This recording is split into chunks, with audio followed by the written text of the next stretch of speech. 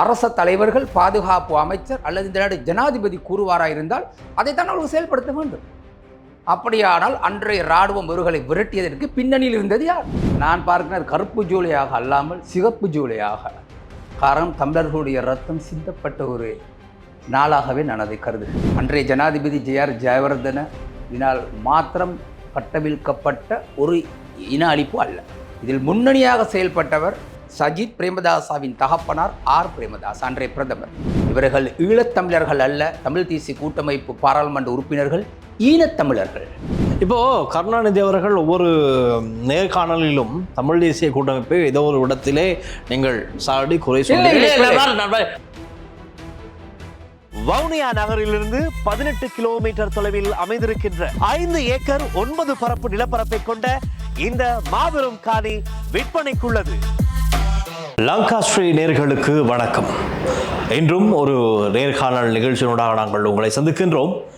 எங்களுக்கு தெரியும், 83 வன் செயல் தமிழர்களுக்கு எதிராக அரச பயங்கரவாதத்தால் கட்டவிழ்த்து விடப்பட்ட அந்த கொடூரமான இனக்கலவரம், ஒரு இடத்திற்கு எதிரான கலவரம், வன் செயல் இடம்பெற்று இன்றோடு 42 வருடங்கள் நிறைவடைகின்றது.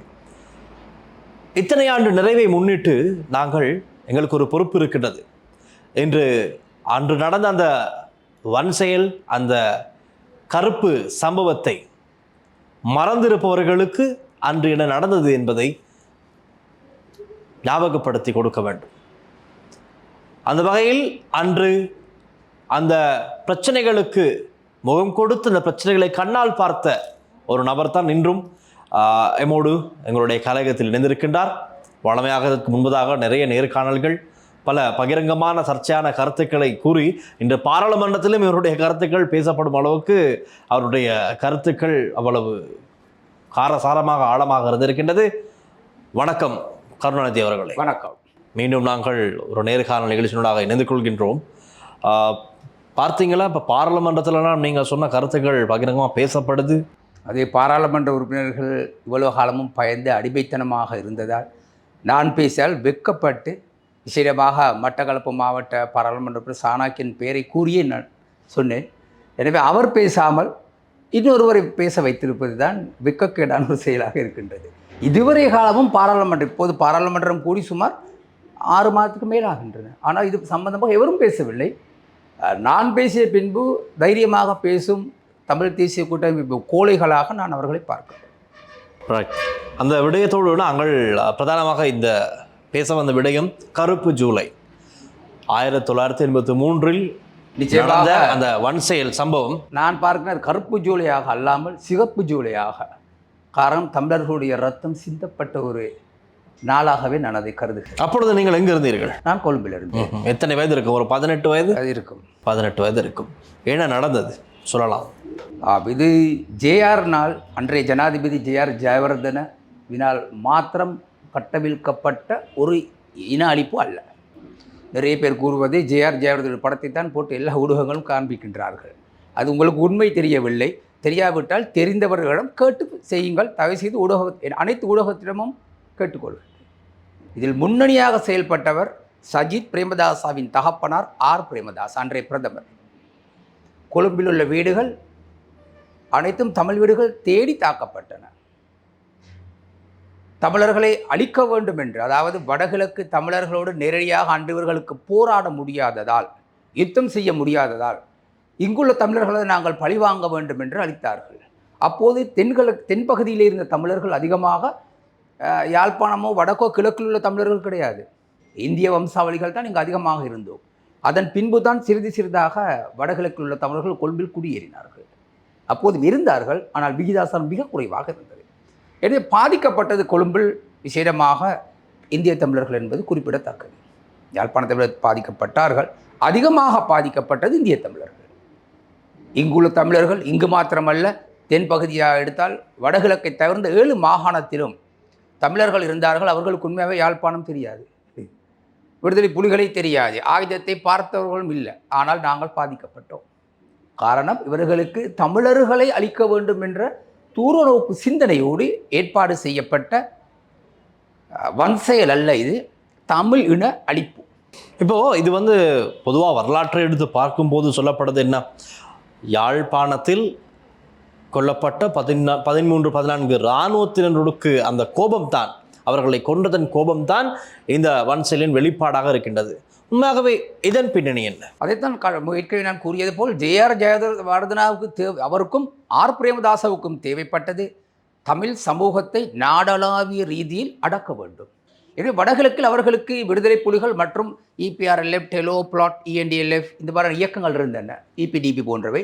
இவைகளோடு அவர்களுக்கு நேரடியாக மோத முடியாததால் ஆத்திரத்தில் இங்கே ஆயுதமற்ற ஜனநாயக ரீதியாக அப்பாவியாக வாழும் தமிழர்களை அழிப்பதற்கு தான் அவர்கள் இந்த மாதிரி திட்டங்கள் தீட்டினார்கள்.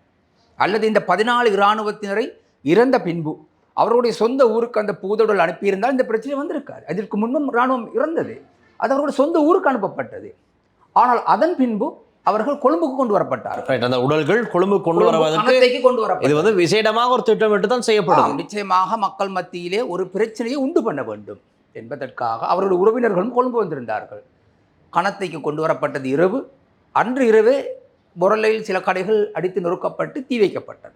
அதற்கு பிறகு 24ஆம் தேதி இன்றைய நாள் முழு கொழும்பும் கொள்ளையடிக்கப்பட்டு தீக்கரையாக்கப்பட்டது.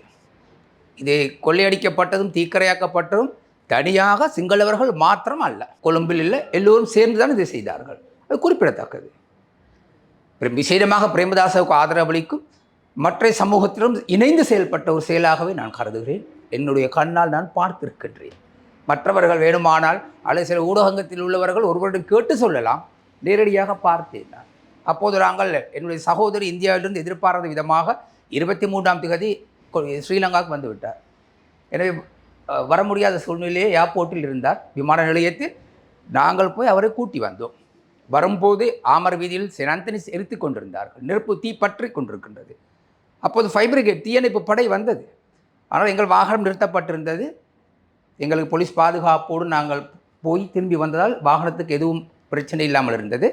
நான் என்னுடைய கண்ணால் பார்த்தேன், ஃபயர் பிரிகேட்டை இராணுவத்தினர் துப்பாக்கியை காட்டி விரட்டினார்கள். அதாவது தீயை கட்டுப்படுத்த கூடாது எடுத்துக்கொண்டு சத்தமாக கத்தி விரட்டினார்கள். எனவே இராணுவம் என்பது இந்த நாட்டில் தனிநபருடைய பாதுகாப்புக்கு அல்ல, அரசாங்க பாதுகாப்பு. அரச தலைவர்கள், பாதுகாப்பு அமைச்சர் அல்லது இந்த நாடு ஜனாதிபதி கூறுவாராக இருந்தால் அதைத்தான் அவர்கள் செயல்படுத்த வேண்டும். அப்படியானால் அன்றைய இராணுவம் இவர்களை விரட்டியதற்கு பின்னணியில் இருந்தது யார்? இந்த நாட்டின் தலைவர் ஜே.ஆர். ஜெயவர்தனா, ரணில் விக்ரமசிங்கவின் மாமனார், அதுபோல் அன்றைய பிரதமராக இருந்தவர் சஜித் பிரேமதாசவின் தகப்பனார். எனவே இவர்களுடைய கூட்டு சதிதான் இந்த தமிழர்களை அழிப்பதற்கான திட்டமாக இருந்ததை தவிர வேறொன்றும் கிடையாது. ரைட், இப்படி இருக்கின்றது. இப்போது கொழும்புல பொரோலையில் தான் இந்த பிரச்சனை ஆரம்பிக்குது முதலாவது. ஆனால் இப்போ வரலாற்று ரீதியாக பார்க்கும்போது இலங்கையின் பல பகுதிகளிலும் இதை அடுத்து கலவரங்கள் உண்டாகி இருக்குது. அதற்கு என்ன காரணம்? இந்த கொழும்பில் ஆரம்பமான கலவரம் எப்படி நாடு ரீதியாக பரவியது? கொழும்பில் இருந்த பாராளுமன்ற உறுப்பினர்கள் அவர்களுடைய சொந்த பகுதிக்கு சென்றார்கள். எனவே அனைவரும் அறிந்தது காமினி சானாக்கா நூரலியாவுக்கு சென்றார். அங்கு போய் பார்த்துவிட்டு கூறினாராம், இதெல்லாம் பழைய கட்டிடம், இதெல்லாம் புதிதாக கட்ட வேண்டியவை என்று கூறியவுடன் சற்று நேரத்தில் நூரலியா நகரம் முழுதாக தீப்பற்றி எரிந்தது. அதுபோல் கண்டியில் இயல் சேனநாயக், அவர் விவசாய அமைச்சராக இருந்தார். அவருடைய பாதுகாப்பு அதிகாரிகள், அதுபோல் பிரேமதாசாவின் கையாளாக இருந்த சுனில் ஜேவிபியால் சுட்டுக் கொல்லப்பட்டவர், இவர்கள் தான் கண்டி நகரை இல்லாது வைத்தார்கள். எனவே இது ஐக்கிய தேசிய கட்சியில் ஜே.ஆர். ஜெயவர்தன் என்று கூறிய போதிலும் நாடளாவியல் உள்ள பாதாள உலகத்தை வழிநடத்தியவர் ஆர். பிரேமதாசா, சஜித்தின் தகப்பனார். எதிர்க்கட்சி தலைவர் சஜித் பிரேமதாசாவின் தகப்பனார் ஆர். பிரேமதாசா தான் இதை வழி நடத்தினார். இலங்கை பூராவும் பதுளையில் வரிசையாக 140 கடைகள் எரிக்கப்பட்டன. இலங்கையில் தீப்பற்றாத கிராமம் என்று கூறுவதற்கு ஒரு சில இடங்கள் தான் இருக்கின்றன, மற்ற அனைத்து இடம் தீ வைக்கப்பட்டது. நீங்கள் இப்படி சொல்கிறீர்கள், இப்போ பிரேமதாசாவும் இதற்கு காரணம் என்று. ஆனால் கொழும்பிலே பிரேமதாசா நிறைய தொடர்மாடிகளை கட்டி கொடுத்திருக்கிறார். இன்னும் நாங்கள் பார்க்கிறோம், கிராண்ட் பாஸ் பகுதிகளாக இருக்கலாம், குணசிங்கபுர பகுதிகளாக இருக்கலாம், இங்கெல்லாம் அவர் கட்டி கொடுத்த தொடர்மாடிகளில் அன்றிலிருந்து தமிழர்கள் வாழ்ந்து வந்திருக்கிறார்களே. அப்போ எப்படி இது உண்மையாகும்? அவர் தொட்டிலும் மாட்டுவார், பிள்ளையும் கிள்ளுவார், பிறகு பிள்ளையும் கிள்ளிவிட்டு தொட்டிலும் மாட்டுவார். அதுதான் அரசியல் அவருடையது. அவருடைய அராஜக அரசியல் ஒன்று. இலங்கை சரித்திரத்திலே தன்னுடைய சமூகத்தை அழித்தவர்கள் என்று கூறுவதாக இருந்தால் அதிகாரம் இல்லாமல் அழித்தவர்கள் EPDP, EPRLF, TELO, PLOTE, ENDL போன்ற இயக்கங்கள் தான் தமிழர்களை அழிப்பதற்காக இருந்தவர்கள். இவர்கள் தமிழர்கள் அழித்தார்கள். அதேபோல் எந்த ஜனாதிபதியும் பிரதமரும் சிங்கள மக்களை அழிக்கவில்லை. பிரேமதாசா சுமார் 65,000க்கு மேற்பட்ட சிங்களவர்களை அழித்தார். தன்னுடைய இனத்தை அழித்தவர். அது மாத்திரமில்லாமல் தமிழர்களையும் அழித்தார். அதுதான் கடவுளாக பார்த்து அரசன் அன்று கொள்வான், தெய்வம் நின்று கொள்ளும் என்ற அந்த வாக்கியம் கூட இல்லாதொழித்து அன்றே அவரை அழித்தார். கடவுள் சிதறடித்தார். இதற்கு காரணம் என்ன? இவர் செய்த அநியாய அட்டூழியங்கள். இவர் நல்லவர் அல்ல. JVPயால் அனைவரும் கொல்லப்பட்டார்கள் என்பதற்கு அல்ல காரணம். JVPயின் பெயரை வைத்து இவருக்கு தேவையில்லாதவர்களை, இவரோட ஒன்றாக இருந்தவர்களை கூட இவர் அளித்தார். கடைசியில் JVP என்று இவர் கூறிவிடுவார். எனவே இதை ஒரு சந்தர்ப்பத்துக்காக அவர் JVP இவரே வளர வைத்தார். அதன் பின்பு JVP அளித்தார். இவர் ஒரு நாடக நடிகன் பிரேமதாச என்பவர். எனவே இன்னொன்று முக்கியமானது 87ஆம் ஆண்டு ராஜீவ்காந்தி இலங்கைக்கு வந்தபோது ஒப்பந்தத்திற்கு ஒரு நாட்டில் ஒப்பந்தம் ஏற்படுவதாக இருந்தால் இன்னொரு நாட்டோடு கட்டாயமாக பிரதமரும் ஜனாதிபதியும் இருக்க வேண்டும். ஜனாதிபதி இருந்தார். அன்று பிரேமதாச வரவில்லை. அவர் சிங்கள இளைஞர்களுக்கு இங்கு பௌத்த பிக்குமார் அணியும் ஆடைகள் மரதானையில் ஒரு ஆடை கூட கடைகளில் அனைத்தும் விற்கப்பட்டது. மொட்டையடிக்கப்பட்டு இவரே சதி செய்து ஆட்களை அனுப்பி முழுசும் வாகனங்கள் கடைகளெல்லாம் அடிக்கப்பட்டன. அப்போது இதை பின்பு போலீசாரால் அவை நிறுத்தப்பட்டன. அந்த நிகழ்வுக்கு நாட்டின் பிரதமர் வர வேண்டியது பிரதமர் வரவில்லை. காமினி திசாநாயக்க ஒரு அமைச்சராக இருந்து அவர் தான் முன்னிட திசையில் பட்டார். அது மாத்திரமல்லாமல் ராஜீவ்காந்தி இந்த நாட்டுக்கு வந்தபோது பாதுகாப்பு அணிவகுப்பு நடத்தப்பட்ட போது ஒரு சிப்பாயால் தாக்கப்பட்டார். எனவே அதுவும் பிரேமதாசத்தான் இதற்கு காரணம், பின்னணி இருந்திருக்கின்றார். எப்படி எங்களுக்கு தெரியும் என்று நீங்கள் கேட்கலாம். பிரேமதாசா ஜனாதிபதி ஆகியவுடன் அந்த சிப்பாயை விடுதலை செய்தார். அப்படியானால் யார் சொல்லி அது செய்யப்பட்டது? ஒரு நாட்டின் வெளிநாட்டிலிருந்து வரும் தலைவரை தாக்கியவரை விடுதலை செய்வது உண்மையாக உலக சரித்திரத்திலே இலங்கையில் தான் நடந்தது. எனவே பிரேமதாசா என்பவர் ஒரு பக்க இனவாதி. மிக அழகாக தெளிவாக மக்களை ஏமாற்றி தமிழ் மக்கள் வாக்குமூலமாக வந்து தமிழர்களை அழித்தவர் தான் அவர். அவருக்கு மனதில் மனிதாபிமானம் இல்லை. நான் முன்பு சொன்னது போல் தன்னுடைய சமூகத்தை அழித்தவர். எனவே தமிழர்கள் அழிப்பதற்கு எவ்வளவு நேரம் போய்விடும்? அவர்கள் ஒரு மிருகத்தனமான கொள்கையுள்ளவர் பிரேமதாசா. தமிழ் இனத்துக்கு எதிராக நடந்த இந்த வன் செயலின் போது இன்று வரை சொல்லப்படுகின்ற ஒரு விடயம்தான் பாதைகளில் சென்று வந்தவர்களை டயர்களில் போட்டு எரித்த ஒரு விடயம். அதே போல வெலிக்கட சிறைச்சாலையில் இருந்த தமிழ் கைதிகள் நிர்வாணப்படுத்தப்பட்டு கொடூரமாக கொல்லப்பட்ட விடயம். இதை பற்றி சொல்லுங்கள். நாங்கள் இப்போது தமிழின அழிப்பு அல்லது ஜூலை கலவரம் என்று பேசுகிறோம். உண்மையாகவே இது ஆரம்பிக்கப்பட்டது பண்டாரநாயக்கா காலத்தில் 56ஆம் ஆண்டு தான் அது பெரிய அளவில் ஆரம்பிக்கப்பட்டது. அதன் பின்பு தான் JR ஜெயவர்தனுடைய காலத்திலே ஆரம்பிக்கப்பட்டது. 2வது முறையாக மக்கள் பொதுவாகவே அழைத்து வீதியில் சென்றவர்கள் அடித்து கொலை செய்யப்பட்டார்கள், எரிக்கப்பட்டார்கள். அதுபோல் இப்போது நீங்கள் பார்த்திருப்பீங்க, ஒரே ஒரு அரசாங்கத்தால் விடுதலை செய்யக்கூடிய சிறை கைதி விடுதலை செய்யப்பட்டார். தவறுதலாக அவர் விடுதலை செய்யப்பட்டார் என்று கூறி இன்று சிறைச்சாலை திணைக்களத்தில் உள்ள உயர் அதிகாரி சிறையிலும் அடைக்கப்பட்டிருக்கின்றார். ஒருவர் விடுதலை செய்யப்பட்டதற்காக. அதாவது ஜனாதிபதி பொது மன்னிப்பில் கையொப்பத்தில் இல்லாதவர்கள், பெயர் பட்டியலில் இல்லாத ஒருத்தர் விடுதலை செய்யப்பட்டதற்காக அவர் கைது செய்யப்பட்டு. ஆனால் அன்று தமிழர்கள் சிறையில் அடித்துக் கொள்ளப்பட்டார்கள். இதுவரை எந்த விசாரணையும் இல்லை. எனவே நாங்கள் இந்த அரசாங்கத்தினமாவது கேட்கலாம் என்று இருக்கின்றோம். ஆனால் அன்று இருந்தவர்களெல்லாம் இப்போது இருக்கின்றார்களா, உயிரோடு இல்லையா என்பது எங்களுக்கு தெரியாது. நிச்சயமாக சந்தர்ப்பம் இல்லை. சுமார் 42 வருடம் ஆகிறது. எனவே இந்த அரசாங்கங்கள் அனைத்து அரசாங்கங்களும் எவ்விதமான விசாரணைகளும் நடத்தப்படவில்லை. அதுபோல் தமிழ் விசேடமாக அங்கு இறந்தவர்கள் வடகிழக்கில் உள்ளவர்கள் தான். வடக்கில் உள்ளவர்கள் தான் அதிகமாக இருந்தார்கள். தமிழ் தேசிய கூட்டமைப்பு ரணில் விக்ரமசிங்க ஆட்சியோடு இணைந்து செயல்பட்டது. மைத்திரிபால சிறிசேனாவை ஆட்சிக்கு கொண்டு வருவதற்காக தமிழ் தேசிய கூட்டமைப்பு ஒன்றிணைந்து செயல்பட்ட போதிலும் இவ்வாறான விசாரணைகள் வைக்க வேண்டும் என்று அவர்கள் ஒருபோதும் கேட்கவில்லை. இது ஒரு கேவலமான செயல். இவர்கள் ஈழத்தமிழர்கள் அல்ல. தமிழ் தேசிய கூட்டமைப்பு பாராளுமன்ற உறுப்பினர்கள் ஈழத்தமிழர்கள்.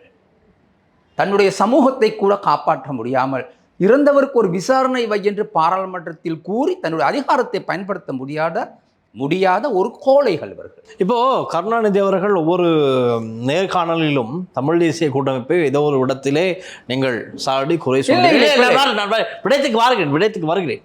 ஆனால் இப்போ இந்த நம்மளுடைய ஏற்கனவே நாங்கள் முன்னதாக செய்த நேர்காணல்களில் பார்க்கும்போது ஒரு சில கமெண்ட்ஸ் இருக்கின்றது.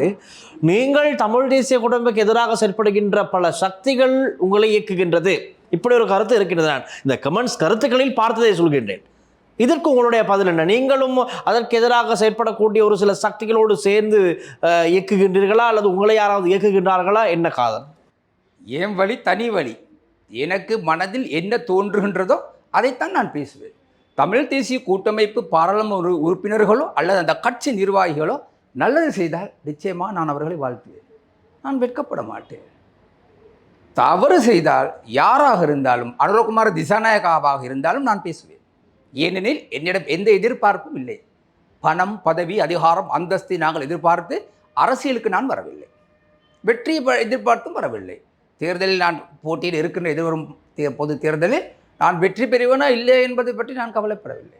இந்த மற்ற அரசியல்வாதிகள் போல் போலியாக வேட்டியை கட்டி கொண்டு கும்பிட்டு கொண்டு எல்லாம் வரமாட்டேன். நான் எதற்காக கும்பிட வேண்டும்? நீங்கள் எனக்கு வாக்களித்தால் நீங்கள் நல்லா இருப்பீர்கள், அவ்வளவுதான். எனவே உங்களுக்கு தெரியும் யார் நல்லவர், யார் கெட்டவர், மக்களுக்கு சேவை செய்யக்கூடியவர் யார் என்று தெரிந்து அறிந்து புரிந்து வாக்களியுங்கள்.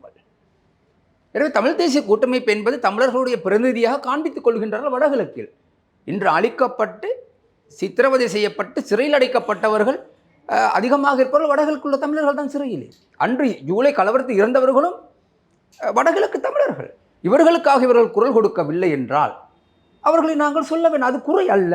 அவர்களை நாங்கள் விமர்சிக்கவில்லை, உண்மையை கூறுகின்றோம். எனவே அவர்களுக்கு தைரியம் இல்லையா, அல்லது அவர்கள் சரீரத்திலே ஓடுவது தமிழ் இரத்தமா மாற்று இரத்தமா என்று எங்களுக்கு தெரியாது. ஆகவே அவர்களுக்கு அந்த உணர்வும் உணர்ச்சியும் இல்லாத போதிலும் என்னுடைய சரீரத்திலே ஓடுவது தமிழ் இரத்தம் என்பதற்காக நான் தமிழர்களுக்காக குரல் கொடுக்கிறேன். இதை பலர் தவறாக கூறலாம், அதை பற்றி எனக்கு கவலை இல்லை. பலர் கூறுகிறார் இவர் பேசும் தமிழ் பிழை என்று. மிக அழகான தமிழ், அன்பான தமிழ், இலக்கிய தமிழ், இலக்கண தமிழிலே நான் பேசுகின்றேன். என்னை குறை கூறுபவர்கள் நீங்கள் பேசும் தமிழை ஒரு பேனாவை எடுத்து முடியுமாக இருந்தால் எழுதி பாருங்கள். என்னுடைய தமிழ் சரியான தமிழ், அழகான தமிழ், இதில் மாற்று கருத்து. ரைட். நாங்கள் கருப்பு ஜூலை, அதாவது 1983 நடந்த அந்த கருப்பு ஜூலை சம்பவம் சம்பந்தமாகத்தான் இன்றைய நேர்காணலிலும் கருணாநிதி அவர்களோடு பேசுகிறதும். இன்னும் எதுவும் கருத்துக்கள் இருக்கின்றதா? அது நிறைய இருக்கின்றன, சொல்லுங்கள். எனவே இந்த 83ஆம் ஆண்டு தமிழர்கள் அழிக்கப்பட்டது சம்பந்தமாக பாராளுமன்றத்திலும் பாராளுமன்றத்துக்கு வெளியிலும் இப்போது எவரும் பேசுவதாக எனக்கு தெரியவில்லை. இப்போது மறந்து விட்டார்கள். பாராளுமன்ற உறுப்பினர்கள் என்பவர்கள் தமிழர்கள், அனைத்து கட்சியும் உள்ளவர்கள். இப்போ அரசாங்க கட்சியில் சில வேளை அவர்கள் அரசை எதிர்ப்பதற்கோ அல்லது பயத்தில் இருக்கின்றார்கள் என்பது எங்களுக்கு தெரியாது. ஆனால் எதிர்க்கட்சியில் இருப்பவர்களுக்கு தைரியமாக பேசலாம். என்று கொழும்பு மாவட்டத்தை எடுத்துக்கொண்டால் பேசுவதற்கு ஆள் இல்லை. ஆனால் ஒரு பாராளுமன்ற மனோ கணேசன் இருக்கின்றார். அவர் எதில் இருக்கின்றார், எதுக்கு வருகின்றார் என்பது தெரியவில்லை. ஒரு பாடசாலை மாணவி, ராமகிருஷ்ணா பாடசாலை மாணவி தற்கொலையின் பின்னணியில் சுமார் 2000க்கு மேற்பட்ட மக்கள் வெள்ளவத்தில் வந்திருந்தார்கள். நான் தலைமை தாங்கி செயல்பட்டேன். ஆனால் மனோ கணேசனோ அவருடைய கட்சி அங்கத்தவர்களோ வரவில்லை. லோஷன் ஒளிந்து நின்று பார்த்து கொண்டிருந்தார் பின்னால். அவர் முன்னுக்கு வரவில்லை. எனவே கொழும்பு பாராளுமன்ற உறுப்பினர் நான், கொழும்பு மக்களின் பிரதிநிதி எவரும் பேச வராதீர்கள். சில பேர் அவருடைய கட்சியில் சில பேர் வந்திருந்தார்கள். அவர்கள் திரை மறைவில் இருந்த ஏன் தலைவருக்கு என்ன வர முடியவில்லையா? கால் உடைந்த அல்லது பேசுவதற்கு நாக்கு சுலுக்கியா? ஆனால் சில வேளை அதை வந்தால் அரசியலாக்கி இருந்தால் நீங்கள் ஏன் அரசியல் செய்வதற்கு அந்த இடத்தில் அரசியல் தலைவர் அப்படியானால் ஒரு கொலை நடக்கும்போது அரசியல் தலைவர் பாராளுமன்றத்தில் மாத்திரம் பேசலாமா? அப்படி வாயை மூடிக்கொண்டிருந்திருக்க வேண்டும். பாராளுமன்றத்திலே உலகத் தமிழர்கள் பார்க்க வேண்டும் என்று போலியாக பேசும் மனோ கணேசன் ஏன் அந்த இடத்துக்கு வரவில்லை? இறந்த வீட்டுக்கு வரவில்லை. இப்போதான் குழந்தை இறந்து சுமார் 3-4 மாதங்கள், இதுவரை அந்த வீட்டுக்கு கூட போகவில்லை. ஆனால் பாராளுமன்றத்தில் கூறார் என்னுடைய மாவட்டத்தில் உள்ள ஒரு பெண் என்று கூறுகின்றார், மாணவி என்று கூறுகின்றார். எனவே இவ்வாறான கோழைகள் இருப்பது தான் இந்த தமிழ் சமூகத்துக்கு ஒரு சாபமாக நான் பார்க்கின்றேன். நிச்சயமாக இதற்கு காரணம் சஜித் பிரேமதாசா. இவ்வாறான கோழைகளுக்கு தேசிய பட்டியல் கொடுத்திருக்கக்கூடாது. கொடுத்ததால் தான் எங்களுக்கு பாதிப்பு. தமிழ் சம்பந்தமாக தமிழ் மக்கள் உண்மையான பிரச்சனைகள் பேச கொழும்பு மாவட்டத்திலே ஒரு பாராளுமன்ற உறுப்பினர் இல்லை. ஒன்றும் பேச தெரியாமல் கையை இப்படி டிராஃபிக் போலீஸ் மாதிரி இப்படி காமித்து கொண்டிருக்கும் ஒருவரை வைத்து எங்களால் ஒன்றும் செய்ய முடியாது. மக்களுக்கு நன்மை நடக்க வேண்டுமானால் நல்ல எண்ணம் கொண்டவன் பாராளுமன்றத்திற்கு செல்ல வேண்டுமே ஒழிய மனோ கணேசன் போல் துஷ்டர்கள் போகக்கூடாது. இது ஒரு இன அழிப்பை விட பயங்கரமானது. தமிழர்களுடைய அழிப்புக்கு தமிழர்களே வைக்கிறார்கள். ஏன் இவர்கள் தமிழுக்கு எதுவும் பேச மாட்டார்கள். எனவே தமிழுக்கு எதுவுமே கிடைக்கப் போவதில்லை. அன்று கடந்த கிழமை ஹக்கீம் பேசுகின்றார், குறுக்கல் மரத்திலே தமிழர்கள் அழிக்கப்பட்டார்கள் என்று. ஆனால் இவர் வாய் திறக்கவில்லை, அமைதியாக இருக்கின்றார். கேட்டால் சொல்லுவார் அது யாழ்ப்பாணம், நாங்கள் இங்கு இருக்கின்றோம் என்று. ஆனால் செங்கல்வெளியில் அடிக்கல் நாட்டச் சென்றார். பிள்ளையானை சிறைச்சாலையில் போய் சந்தித்தார் இவர். அப்படி அவர்கள் எல்லாம் யார்? கொழும்பில் உள்ள தமிழர்களா? இல்லை. பயங்கரவாத தடை சட்டத்திற்கு எதிராக இவர்கள் இபிடிபி எல்லாம் மன்னிக்கவும், ஏபிஆர்எல், டெலோப்ளாட் மற்றும் மனோ கணேசன், ஹக்கீம் இவர்கள் யாழ்ப்பாணம் நல்லூரில் ஒரு பத்திரிகை மகாநாடு நடத்தினார்கள். அப்படியானால் நீங்கள் எதற்காக யாழ்ப்பாணம் சென்றீர்கள்? நீ கொழும்பிலே இருந்திருக்கலாமே. பாராளுமன்றத்தில் தமிழ் சமூகம் என்று பாருங்கள், வடக்கு கிழக்கு மலையகம் இல்லை. நான் அதை ஏற்றுக்கொள்ள மாட்டேன். தமிழ் மொழி பேசக்கூடியவர்களாக இருக்க வேண்டும், இரண்டாவது தமிழர்களாக இருக்க வேண்டும். அப்போ அவர்களுக்கு எதிராக எவராவது பேசினால் நிச்சயமாக குரல் கொடுக்க வேண்டும். உங்களுக்கு முடியாது என்று எங்களுக்கு தெரியும், நீங்கள் கோலை, நாங்கள் கொடுப்போம் குரல். ரைட், நான் அடுத்த விடத்துக்கு வரேன். இப்போது இவ்வளவு குற்றச்சாட்டுகள் விமர்சனங்களை முன்வைக்கின்றீர்கள். அன்று இந்த கருப்பு ஜூலை காலகட்டத்திலே தமிழ் பேசுகின்ற அரசியல்வாதிகள் எவ்வளவு பிரச்சனைகளுக்கு முகம் கொடுத்தார்கள்? அவர்களே ஒளிந்துதான் இருந்தார்கள். சௌமியமூர்த்தி தொண்டம்மா என்னுடைய தாப்பன சிறந்த நண்பர். அவர் கூட இருந்தது, நான் இருக்கிறேன் கலதாரி ஹோட்டலில் போய் தான் இருந்தார். அவர் அமைச்சர் ஜெயவர்தன கூறியதன் அடிப்படையில் அன்றைய ஜனாதிபதி அவரை ஹோட்டலில் வந்து தங்க சொல்லியிருந்தார். அப்போது பாராளுமன்ற அங்கத்தான் இருந்தது. நான் நினைக்கிறேன் கலதாரியாக இருக்க வேண்டும். அந்த ஹோட்டலில் தான் இருந்தார். தமிழ் அமைச்சர்களுக்கு கூட பாதுகாப்பு இல்லாத ஒரு நிலை தான் இருந்தார். அன்று ஒரே ஒரு அமைச்சர் தான் இருந்தார், சௌமியமூர்த்தி தொண்டமான். எனவே அந்த நாட்டில் அவர் தான் அன்று செயல்பட்டது. முழுமையான அதிகாரத்தை ரவுடிகளிடம், பாதாள உலகம் மற்றும் ரவுடிகளிடம் கொடுக்கப்பட்டது நாடு. சுமார் ஒரு கிழமை போல வர பாதிப்புகள் இருந்தன தொடர்ச்சியாக. அதன் பிறகு நிலைமை எப்படி கட்டமைப்பு செய்யப்பட்டது? தமிழர்களுக்கு சொத்துக்கள் அனைத்தும் சூறையாடப்பட்டது. அவர்களிடம் பிடுங்குவதற்கோ அபகரிப்பதற்கோ ஒன்றும் இல்லை, ஏதோ உயிர் கொண்டிருந்தது. எனவே அதன் பின்பு அரசாங்கம் மெதுவாக மக்களை காப்பாற்றுவது போல் நடித்தார்கள். ஊரடங்கு சட்டம் நேரம் கூட மக்கள் கொள்ளையடித்தார்கள் வீதியிலே. இராணுவத்தினம் போலீசாரும் அதை பார்த்து கொண்டு ரசித்து கொண்டிருந்தார்கள். இதுதான் இலங்கையில் அன்றைய நிலைமை. இப்போ இது சம்பந்தமா பல தரப்பினரும் நீதி கோரி இருக்கிறார்கள். நாங்கள் இதற்கு முன்பதாகவும் ஒரு சில நேர்காணல் செய்ததும் இந்த கருப்பு ஜூலை சம்பந்தமாக. இப்போதாவது இந்த அரசாங்கத்திடமாவது ஒரு விசாரணை நடக்குமா என்ற ஒரு எதிர்பார்ப்பு கேள்வி மக்கள் மத்தியில் இருக்கின்றது. இது பற்றி உங்களுடைய கருத்து? நாங்கள் தெரிவிக்கலாம், பட் அரசாங்கம் நடவடிக்கை எடுக்குமா இல்லையா என்பது உண்மையாகவே எங்களுக்கு தெரியாது. ஏனெனில் அரசாங்கமும் நடவடிக்கை எடுக்க வேண்டிய முக்கியமான நபர்கள் யாரும் என்று உயிரோடு இல்லை.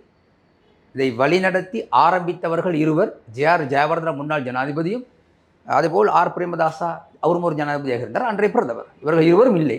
இராணுவ அதிகாரிகள் இருந்திருப்பார்கள். சுமார் 42 வருடம் என்பதால் அவர்களெல்லாம் உயிரோடு இருப்பது அரிது. இதில் நடவடிக்கை எடுக்க முடியுமா? அதுபோல் சிறையிலே கொல்லப்பட்டவர்களும் அப்போது சிறை அதிகாரிகள் அது கடமை செய்திருக்க வேண்டும், ஆனால் செய்யவில்லை. அன்றைய சிறை அதிகாரிகளுக்கு எதிராக எவ்விதமான நடவடிக்கையும் அரசாங்கங்கள் எடுக்கவில்லை. காரணம், அன்றைய ஜனாதிபதியான ஜெயவர்தன பிரதமர் பிரேமதாசாவின் ஏற்பாட்டில் தான் அந்த தமிழர்கள் குட்டிமடியெல்லாம் கொலை செய்யப்பட்டார்கள். எனவே அவ்வாறாக இருக்கும்போது இப்போது நம்ம அவர்களெல்லாம் உயிரோடு இருக்கின்றார்களா இல்லையா என்று தெரியாது சிறைச்சாலை அதிகாரிகள். எனவே அது நடவடிக்கை எடுக்க மாட்டார்கள். நிச்சயமாக நாங்கள் பேசலாம், ஆனால் ஒரு மனதுக்கு வேதனையாக இருக்கின்றது. தமிழ் தேசிய கூட்டமைப்பு போன்ற தமிழ் கட்சிகள் அரசாங்கத்தில் எதிர்கட்சியாகவும் ஜனாதிபதியை தேர்ந்தெடுப்பதற்காக பலமுள்ள அதிகாரமுள்ள சக்தியுள்ள கட்சிகளாக காண்பித்தவர்கள் கூட இது சம்பந்தமாக அன்றைய காலகட்டத்தில் பேசவில்லை. மீண்டும் நீங்கள் கேட்கலாம், ஏன் தமிழ் தேசிய கூட்டமைப்பை தாக்குகின்றீர்கள் என்று. அவர்கள் எதிர்கட்சியாக வந்தவர்கள், அரசாங்கத்துக்கு வடகிழக்கில் உள்ள வாக்குகளை அள்ளி கொடுத்தவர்கள். ஒரு விதத்தில் அவர்கள் மானம் கெட்டவர்கள். ஏனெனில் மஹிந்த ராஜபக்சவும் இராணுவ அதிகாரியாக இந்த சரத் பொன்சேகாவும் தேர்தல் போயிட்டார்கள். எனவே இந்த சரத் பொன்சேகா தான் இராணுவத்தின் உயர் அதிகாரியாக இருந்து வடகிழக்கு தமிழர்கள், அப்போது வடக்கு ஒதுக்கப்பட்டது, கிழக்கு மாத்திரம் வடக்கு யுத்தத்தை தலைமை தாங்கியவர். மக்கள் லட்சக்கணக்காக கடைசி யுத்தத்தில் அழிக்கப்பட்டார்கள். இதற்கு காரணம் யார்? ஜனாதிபதி சொன்னார், நடத்தியது யார்? சரத் பொன்சேகா. எனவே இந்த மானங்கெட்ட தமிழ் தேசிய கூட்டமைப்பு இந்த சரத் பொன்சேகாவுக்கு வாக்களிக்க சொன்னார். தன் சமூகத்தை அளித்தவர்களை, தன்னுடைய நிலத்தை அதிகாரத்தில் பிடிக்க கொண்டவர்களை, யுத்தம் வேறு. நான் விடுதலை புலிகளை பற்றி இங்கு பேச வரவில்லை. யுத்தம், அவர்கள் இருவரும் சுட்டுக் கொண்டார்கள், அழிந்தார்கள், எங்களுக்கு அது தேவையில்லை. நான் விடுதலை புலிகளின் ஆதரவாளனும் அல்ல, விடுதலை புலியும் அல்ல. அப்பாவி மக்கள் கொலை செய்யப்பட்டார்கள் இராணுவத்தால். இப்போது மக்கள் இவர்கள் கூட இராணுவத்தால் கொல்லப்பட்டார்கள் என்று. அப்படியான இராணுவத்தின் தலைவன் யார் அன்று? சரத் பொன்சேகா. அந்த சரத் பொன்சேகாவுக்கு வாக்களிக்க சொன்ன மானங்கெட்ட தமிழ் தேசிய கூட்டமைப்பு. இதுதான் மனவேதனையாக இருக்கு. நான் வாக்களிக்கவில்லை. அன்றைய தினம் என்னுடைய பாஸ்போர்ட் நீங்கள் பார்க்கலாம். மனவேதனையில் நான் அன்று இந்தியாவுக்கு சென்று விட்டேன். இருவருக்கும் வாக்களிக்கவில்லை. மஹிந்தைக்கும் அளிக்கவில்லை, சரத் பொன்சேக்கும் அளிக்கவில்லை. சுயேட்சைக்கு அளிக்கிறது அது அந்த பாடு பெருமதியற்றது, ஆத்திரத்தில், கோபத்தில், தமிழ் இன உணர்வோடு நான் இந்த நாட்டை விட்டு வெளியே ஒரு கிழமை தான் இலக்கிய வந்தேன். வெறுப்பு. தமிழர்கள் அழிந்தவர்கள், அழித்தவர்களே அவர்களுக்கு வாக்களிக்க சொல்லுகிறார்கள். வாக்களித்தார்கள் மக்கள். மக்களும் மிக பிழையானவர்கள். வடகிழக்கில் உள்ள மக்கள் இவ்வளவு அநியாயம் செய்து அட்டுழியம் செய்தவர்களுக்கு வாக்களிக்கின்றார்கள். ஏன் அவர்கள் மட்டும் என்ன? இபிடிபி ஒரு இருக்கலாம், இபிஆர்எல்எஃப், டெலோப்ளட் போன்ற இந்த கட்சிகளும் தமிழ் தேசிய கூட்டமைப்போடு தேர்தல் கேட்டார்கள். அவர்கள் தான் கடந்த காலங்களில் இராணுவத்தோடு சேர்ந்து தமிழர்களை அழித்தவர்கள், இல்லை என்று யாருக்கும் கூற முடியாது. அப்படி கூறுவதாக இருந்தால் இபிஆர்எல்எஃப், டெலோப்ளட்டில் உள்ளவர்கள் பாராளுமன்ற உறுப்பினர்கள் எங்களோட விவாதத்துக்கு வாருங்கள், பேசுவோம். சாக்கு போட்டுக்கொண்டு அடையாளம் காட்டுவது இல்லை, அல்லது இராணுவம் தென்னிலங்கையில் சென்றார்கள் சிங்கள இராணுவம், இவர்களுக்கு எப்படி விடுதலை புலிகளின் ஆதரவாளர்களை தெரியும், உறவினர்களை எப்படி தெரியும்? தெரியாது. அந்தந்த ஊரில் உள்ளவர்கள் தான் அவர்களை காட்டி கொடுத்தார்கள் இராணுவத்திற்கு. எனவே இவ்வாறான அசிங்கமான கேவலமான நிலையில் உள்ள தமிழர்களுக்கு மீண்டும் வடகிழக்கிலும் தமிழர்கள் வாக்களிப்பது மிக வேதனைக்குரிய விடயமாக இருக்கின்றது. இனியாவது எதிர்காலத்தில் தயவு செய்து உங்களை கையெடுத்து கும்பிடுகிறேன். மானங்கெட்டவனுக்கும் காட்டி கொடுத்த கூட்டி கொடுத்தவனுக்கும் வாக்களிக்காமல் நல்லவர்களை தேர்ந்தெடுத்து வாக்களியுங்கள். உங்களுடைய வாழ்வு செழிக்கும் அல்லது நாசமாகிவிடும். ரைட். ஆகவே நன்றி திரு கருணாநிதி அவர்களுக்கு. இன்று எம்மோடு இணைந்து இந்த நேர்காணலினூடாக கருப்பு ஜூலை சம்பவம், அதை கடந்து இந்த வன்முறை, இந்த கருப்பு ஜூலை வன்முறையானது ஒரு இனத்திற்கு எதிரான பயங்கரவாதத்தால் கட்டவிழ்த்தப்பட இந்த கொடூரமானது எப்படி நாடு பூராகவும் பரவியது, அன்று என்னென்ன நடந்தது, அவர் கண்ணால் பார்த்த விடயங்களையும் எம்மோடு பகிர்ந்து கொண்டார். அதே போல தமிழ் அரசியல் கட்சிகள், தமிழ் மக்களுடைய வாக்குகளை எதிர்பார்த்த அரசியல் கட்சிகள் அவர்களுடைய நிலைப்பாடுகள் குறித்தும் கருணாநிதி பேசியிருந்தார். நன்றி கருணாநிதி அவர்களை நம்முடன் இந்த விடயங்களை பகிர்ந்து கொண்டமைக்கு. தொடர்ந்தும் லங்கா ஸ்ரீயுடன் இணைந்திருங்கள். இன்னும் பல நேர்காணல் நிகழ்ச்சிகள் தொடர்ச்சியாக நாங்கள் வழங்குவதற்கு தயாராக இருக்கின்றோம். மற்றும் ஒரு நிகழ்ச்சி சந்திக்கும் வரை உங்களிடமிருந்து விடைபெறுவது ஒளிப்பதிவாளர் விஜயகுமார் மற்றும் லிசி அருடன் நான் டீல் சார்மின்சன். நன்றி, வணக்கம்.